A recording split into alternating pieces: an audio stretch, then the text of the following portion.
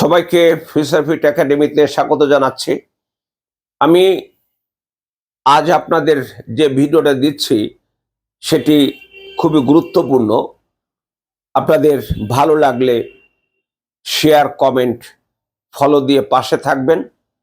ইউটিউবে দেখলে আপনারা সাবস্ক্রাইব করে পাশে থাকবেন। সেটা হলো ভূ রাজনীতির আলোচনার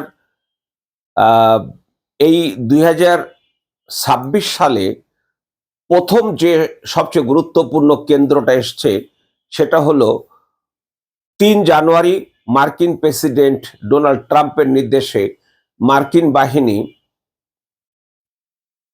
ভেনিজুয়েলার প্রেসিডেন্ট নিকোলাস মাদুরো এবং তার স্ত্রীকে বন্দী করে আমেরিকায় নিয়ে যায়। তারপরে তাদের বিরুদ্ধে মামলা হয়েছে, বিচার চলছে, ইত্যাদি ইত্যাদি। আমরা এ নিয়ে আমি শর্ট ভিডিও আপনাদেরকে 7টা আগে দিয়েছি।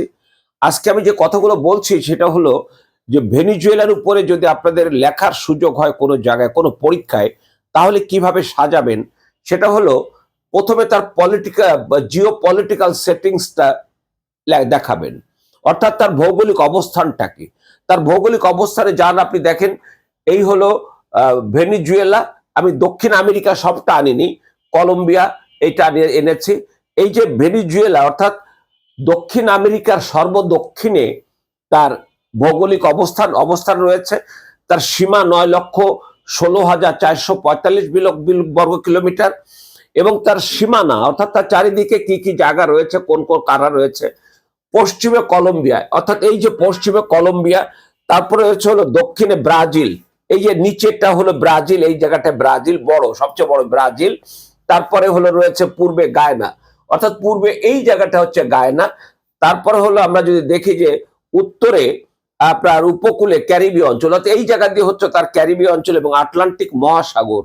এটা হলো আপনি প্রথম একটা ইন্ট্রোডাকশনে এগুলো উল্লেখ করলেন।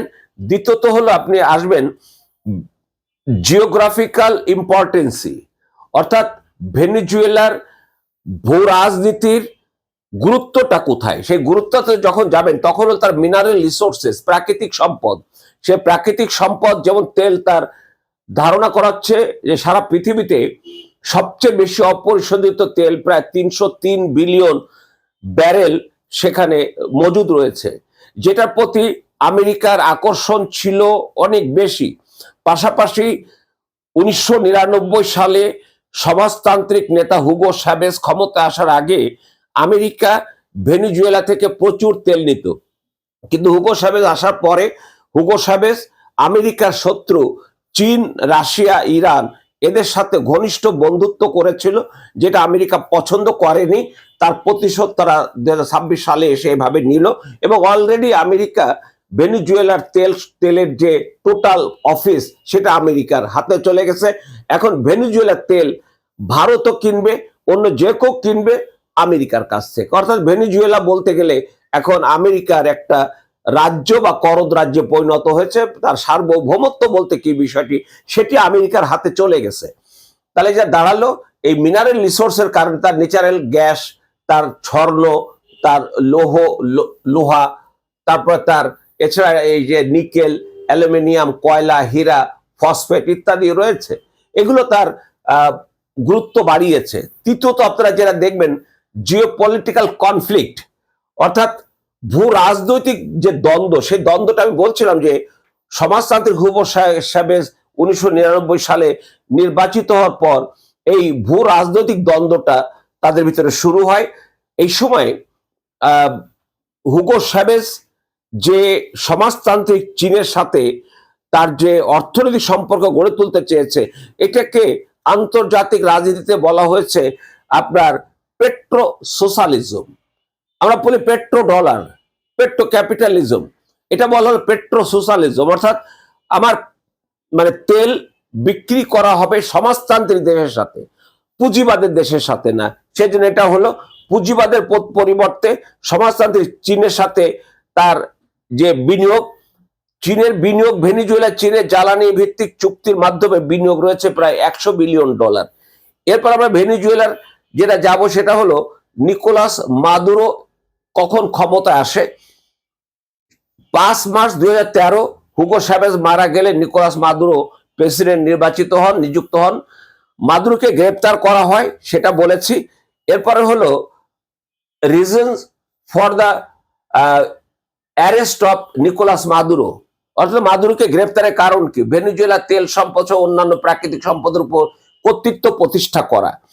কারণ ভেনেজুয়েলা তেল এবং আমেরিকার তেলের ভিতরে আমেরিকার যে তেল খুব কম যে তা না আছে, কিন্তু আমেরিকার তেলটা হচ্ছে হালকা, আর এদের তেলটা হচ্ছে ভারী, যেটা দিয়ে উন্নত লিকুইড তৈরি করা যায়, যেটা প্রযুক্তির কাজে লাগে, গাড়ি ঘোড়া ইত্যাদি লাগে।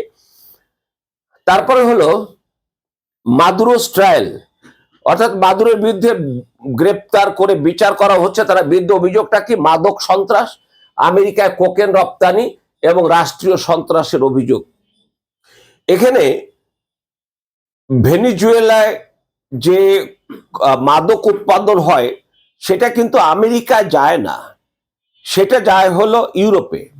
আর আমেরিকায় যে কোকেন যায় সেটা হলো সবচেয়ে বেশি উৎপাদন হয় হলো এই কলম্বিয়ায়। কলম্বিয়া হচ্ছে কোকেন উৎপাদনের সবচেয়ে বড় ঘাঁটি। সেখান থেকে কিছু একটা অংশ, কারণ এগুলো তো কোনো ব্ল্যাক অ্যান্ড হোয়াইট না, কাগজে কলমে লেখা রপ্তানি হয় না। চোরাই অস্ত্র এবং এই মাদক, এটা সব কিছুরই একটা অন্ধকার রুট আছে, যে রুটটার সাথে রাষ্ট্রের কোনো সম্পর্ক থাকে না। সেজন্য এখান দিয়ে গোপনে আমেরিকায় কোকেন যায় কলম্বিয়ার।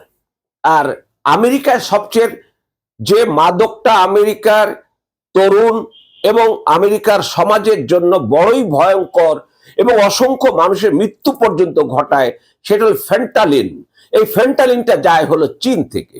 তাহলে এখন আপনি কি চীনের প্রেসিডেন্টকে ধরে নিয়ে বিচার করবেন?